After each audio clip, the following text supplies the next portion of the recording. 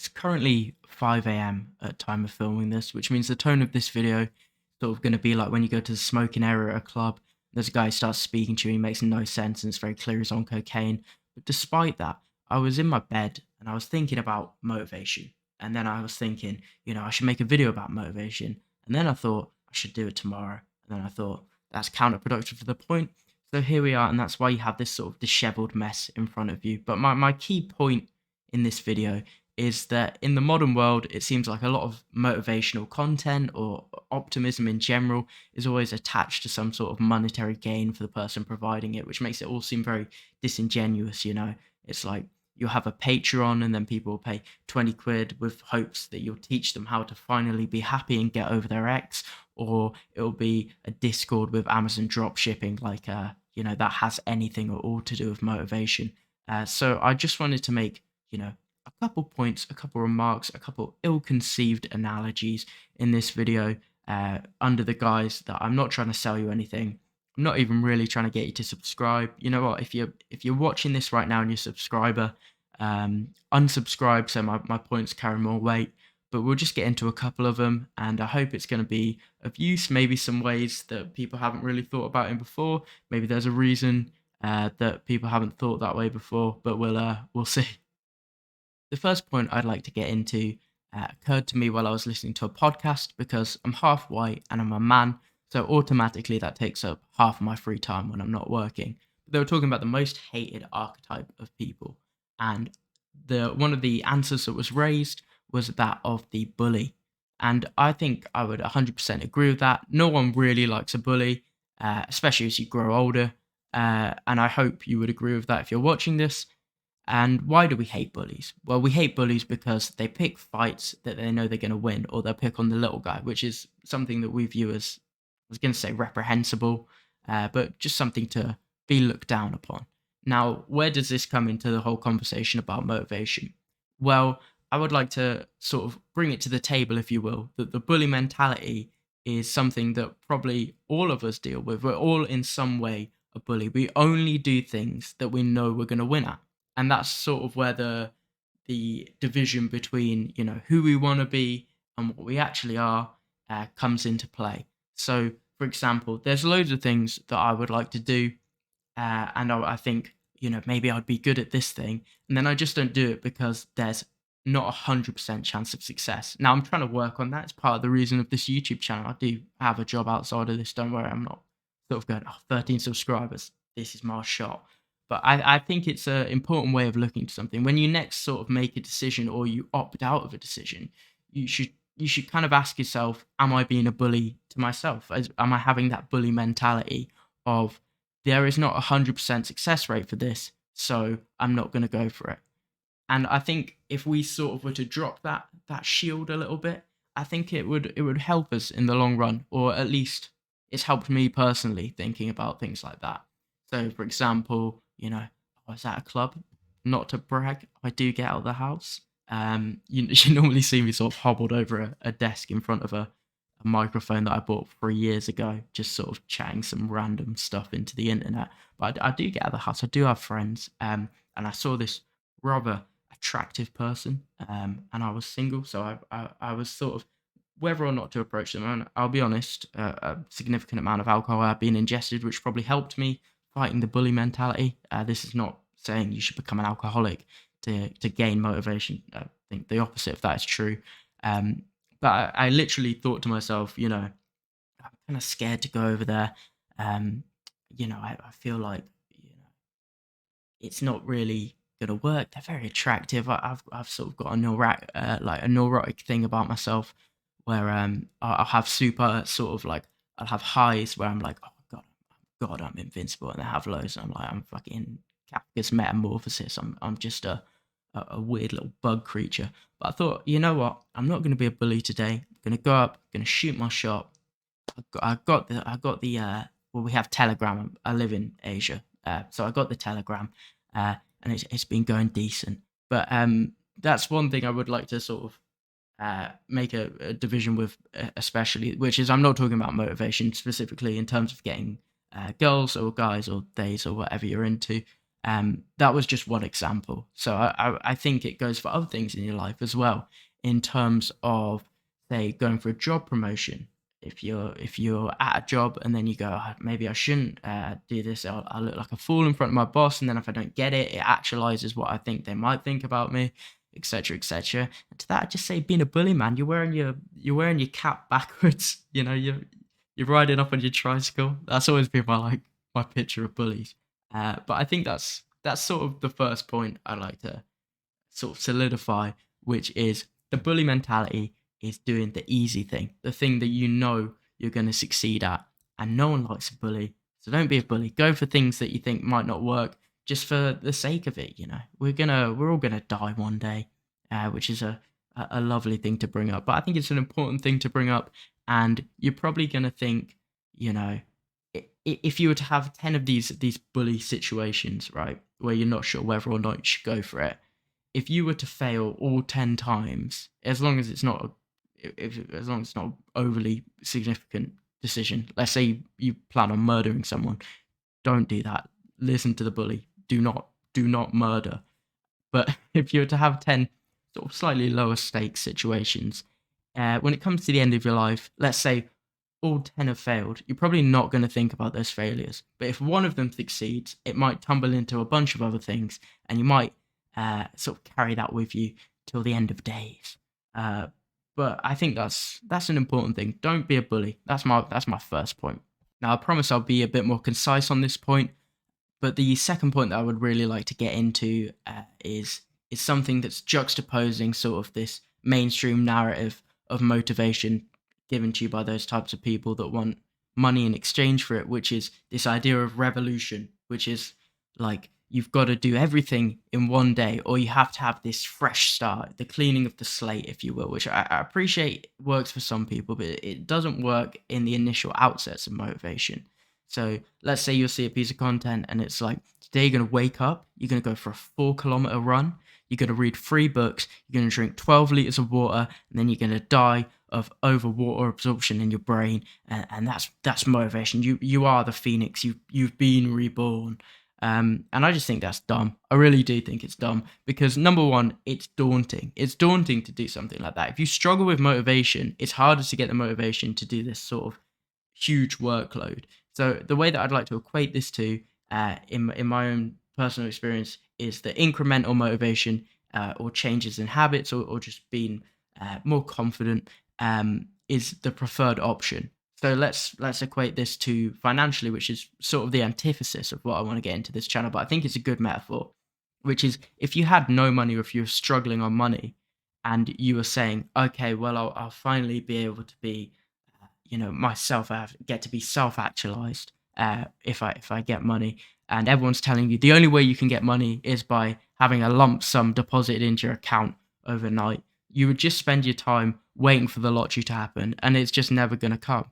So instead, you want that incremental thing of, if you were actually broke, what would you do? You would look for a job. You would try and sell some things. You would get on the hustle, the grind set, if you will. I've heard that word so much recently, from all of my friends. It says something about the type of friends I have. But again, I'm digressing. But you would want incremental financial gain, and then you would build it up over time, and then eventually you would get to this point where you've got money again. So that's really my main thing, is don't fall into this trap of you have to sort of have this massive clean slate. You have to have this sort of entire rebirth. You don't. Let's say you're in right now. I'm sure it depends how many views it gets actually, but let's say 100 people watch it. At least one of you is going to be in some sort of anxious period, or you're going to be in sort of a depressive slump. It shouldn't be that one day you're going to change all these things and then you'll suddenly be fine. It's not going to be that. Let's say you're in a depressive slump. It might be, by the end of the week, let me go outside, or let me go for a walk. Start off with little baby steps and then build up. But I think this has been somewhat covered by other people, but I think it's something really sort of important to drill home, which is motivation and changes in motivation, or etc., etc. It can be gradual. Okay, there's no timeline. All right, there's not a deadline. It's not like doing a piece of coursework for your uni or a final exam, you don't have a set deadline. You don't have to rush anything. Take it at your own pace, as long as you're engaged. All right. This isn't me saying put off everything and then just do like one thing a year. It's just saying do it at your own pace. All right. Don't overforce yourself to be motivated, because you'll find you're in this sort of period of maybe it goes well for a week and then you get burnt out of having to do all these things each day, which I understand that I'm sort of cutting you guys a lot of slack, and I'm cutting myself a lot of slack in this, but I do think gradually building it up is the better and more sustainable way of doing it, which is I want you to be happy. I want you to be motivated.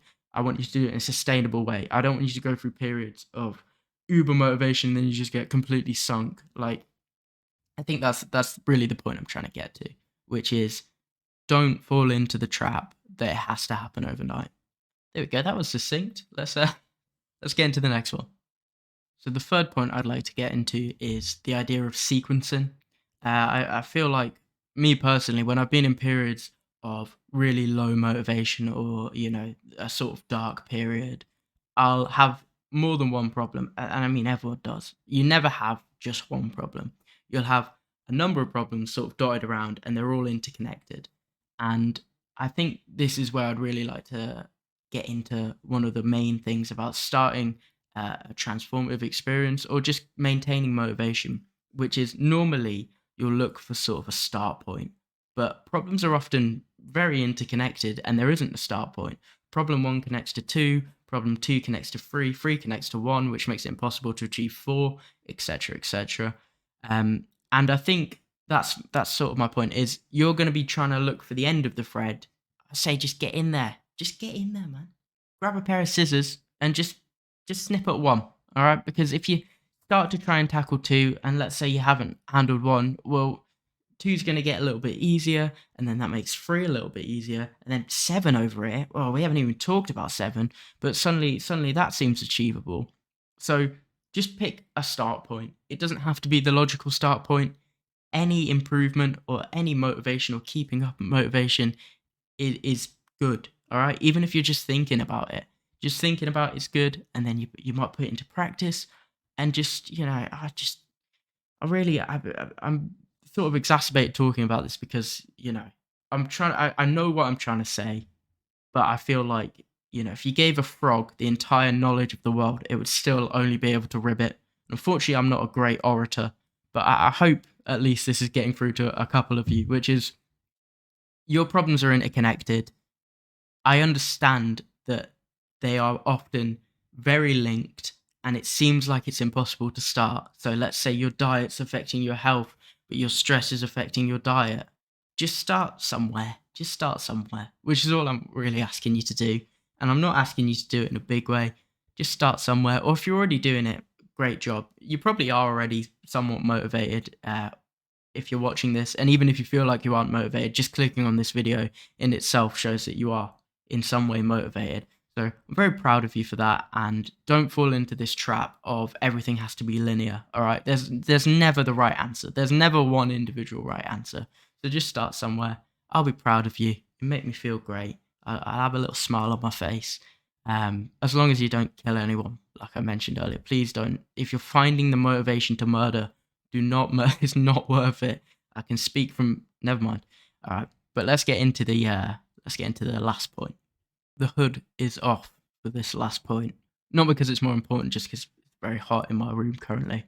But the last point I'd really like to get into is this idea that most sort of motivational advice is coming from a place of you should motivate yourself through bravery. You should be some sort of stoic soldier, and you should rise up against the earth, and you should go, I'm going to find motivation.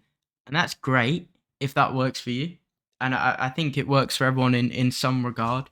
But I'd also like to acknowledge that you can seek motivation or seek change via fear or via anxiety, whatever affects you deeply. I think everyone has one sort of ailment that they specifically lean towards, is finding a way to weaponize that into motivation. Now, not in a self-destructive way. Obviously, only you'll know if it's in a self-destructive way or not. But don't buy into this myth that you have to be motivated out of some sense of greater being, or some sort of inherently, hero-esque journey of rising to something. Just start in whatever way works for you, all right? If you're scared of the future or you're scared of dying, it's okay to use that. It's okay to be like, I'm really worried that I'm making all the wrong decisions, etc., etc. Which I'll get into another video why that's a terrible way of thinking. Um, but use that in terms of motivation. Don't fall into this trap that, if you want to be motivated, it has to come from some sense of rebirth, or a lot of them I see is like, a lot of these shorts and like YouTube. I sound so old. What the thing on the phone is always like, oh, your ex just left you, get in the gym, you know. I just think limiting ways where people can find motivation or optimism is dumb. It's different for each person. Don't let anyone tell you there's a set way to do it. But the main thing, and this is where I wrap up the video, the main thing is effort. All right, and it's this isn't me saying, overtly stress yourself out, constantly fear the fact that you're not being motivated enough or you're not being optimistic, but just engage with yourself and go, I'm going to put some effort in today in terms of changing a habit or just thinking more positive thought patterns, But at the end of the day, who am I to speak? We're all hypocrites. I'm a huge hypocrite. Oh, biggest hypocrite you've ever seen. Not to brag, but I've got inches on my hypocrisy. Uh, but yeah, I hope this has been helpful to at least a couple of you. I did try my best, and that's all I can really say for myself. I did make the video. I had that motivation. It's gonna get put out there. I don't think it's gonna do that well, because I'm gonna my main approach has been posting to like subreddits that stuff's relevant to, and I think this is probably gonna get sort of lost in the void. But if you're watching this and it's helped you at all, I'm proud of you. Keep going, and remember, a frog can only ribbit.